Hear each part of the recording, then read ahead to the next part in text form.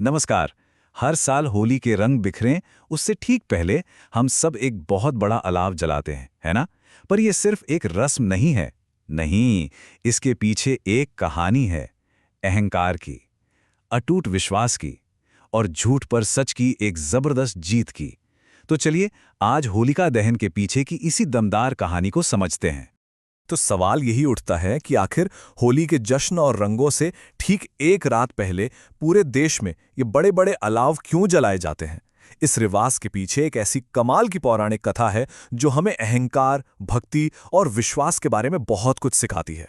तो हमारी कहानी का विलन है एक बहुत ही ताकतवर असुर राजा, जिसका नाम था हिरण्यकशिपु। उसने इतनी कठोर तपस्या की कि ब्रह्मा जी को प्रसन्न कर दिया और उनसे एक ऐसा वरदान मांग लिया जिसने उसे लगभग अजय ही बना दिया। और बस इसी शक्ति ने उसके अहंकार को 7वें आसमान पर पहुंचा दिया। तो ये वरदान था क्या? चलिए एक एक करके इसकी शर्तों को देखते हैं। पहली शर्त, उसे कोई इंसान या कोई जानवर कोई भी नहीं मार सकता। सोचिए जरा, इसका मतलब तो ये हुआ कि दुनिया का कोई भी जीव उसके लिए खतरा था ही नहीं। पर बात यहीं खत्म नहीं हुई। अगली शर्त थी कि उसकी मौत ना तो दिन के उजाले में हो सकती है और ना ही रात के अंधेरे में। मतलब समय को भी जैसे उसके लिए पूरी तरह से बांध दिया गया था। और तो और, उसे न तो किसी घर के अंदर मारा जा सकता था और न ही बाहर, यानी हर जगह, हर कोना इस वरदान की वजह से उसके लिए सुरक्षित था। कोई जगह छोड़ी ही नहीं गई थी। और हथियारों का क्या? वरदान में यह भी शामिल था कि उसे ना तो किसी अस्त्र, यानी जिसे फेंक कर मारा जाए, और ना ही किसी शस्त्र, यानी जिसे हाथ में पकड़कर चलाया जाए, किसी से भी नहीं मारा जा सकता था। और आखिर में उसे ना तो धरती पर मारा जा सकता था और ना ही आसमान में। बस इन सभी शर्तों की वजह से हिरण्यकश्यपु को पक्का यकीन हो गया कि वो तो अमर है। उसने खुद को भगवान घोषित कर दिया और अपने पूरे राज में भगवान विष्णु की पूजा पर रोक लगा दी। लेकिन कहते हैं ना, अक्सर अहंकार के सबसे बड़े किले में ही भक्ति का फूल खिलता है। हिरण्यकशिपु के अपने ही घर में उसके बेटे प्रहलाद का जन्म हुआ, जो भगवान विष्णु के सबसे बड़े भक्त थे। प्रहलाद की ताकत किसी वरदान से नहीं, बल्कि उनकी सच्ची और अटूट आस्था से आती थी। अपने पिता के हुक्म के खिलाफ जाकर भी प्रहलाद हमेशा भगवान विष्णु की भक्ति में डूबे रहते थे। अब इससे हिरण्यकशिपु इतना नाराज हुआ कि उसने अपने ही बेटे को मारने की न जाने कितनी कोशिशें की। उसे ऊंचे पहाड़ से फेंक दिया, जहरीले सांपों के बीच छोड़ दिया, यहां तक कि हाथियों से कुचलवाने की भी कोशिश की। पर हर बार प्रहलाद की भक्ति एक ढाल बनकर सामने आई और वो एकदम सुरक्षित रहे। जब हिरण्यकशिपु की सारी कोशिशें बेकार हो गईं, तो उसने अपनी बहन होलिका से मदद मांगी। और यहीं से कहानी उस मोड़ पर पहुंचती है जिसे हम आज भी याद करते हैं। देखिए, होलिका को ना एक खास वरदान मिला हुआ था। उसके पास एक ऐसी जादुई शॉल थी जिसे ओढ़कर आग में बैठने पर भी आग उसे जला नहीं सकती थी। लेकिन इस वरदान में एक बहुत जरूरी शर्त थी। ये शॉल तभी काम करती थी जब वो आग में अकेली जाए। तो प्लान ये बना कि होलिका प्रहलाद को अपनी गोद में लेकर आग की चिता पर बैठ जाएगी। इससे प्रहलाद तो जलकर खत्म हो जाता और होलिका अपने वरदान की वजह से बच निकलती। लेकिन जैसा कि कहते हैं ना, जाको राखे साइयां, मार सके ना कोई। और जैसे ही चिता में आग लगाई गई, एक चमत्कार हुआ।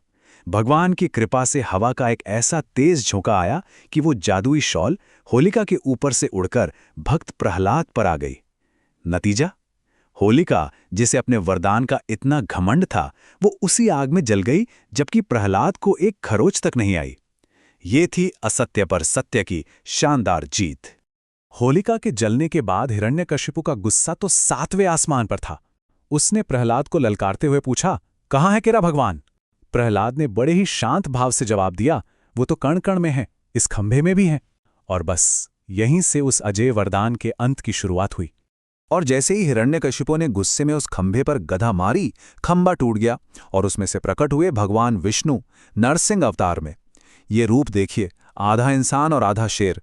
तो न ये इंसान थे न जानवर। पहली शर्त टूट गई। फिर उन्होंने हिरण्यकशिपु को पकड़ा कब? बिल्कुल शाम के वक्त, गोधूली बेला में, जो न दिन था न रात। कहाँ मारा? घर की देहरी पर, जो न घर के अंदर थी न बाहर। किससे मारा? अपने पहने नाखूनों से, जो न अस्त्र थे न शस्त्र। और आखिर में उसे अपनी गोद में रखकर मारा, जो न जमीन थी और न आसमान। देखा, भगवान ने कितनी खूबसूरती से उस वरदान की हर एक शर्त को पूरा करते हुए अधर्म का अंत कर दिया।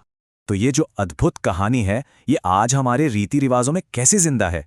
यही कथा होलिका दहन के पूरे अनुष्ठान का आधार है। तो चलिए अब जरा देखते हैं कि इस दिन पूजा कैसे की जाती है। पूजा की विधि काफी सरल और प्रतीकात्मक है। सबसे पहले तो जहां होलिका दहन होना है, उस जगह को गाय के गोबर से लीपकर पवित्र किया जाता है।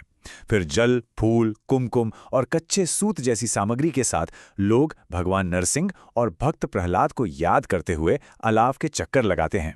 और अंत में आग में अनाज और नारियल चढ़ाया जाता है, जो एक तरह से हमारी बुराइयों को उस आग में जलाने का प्रतीक है।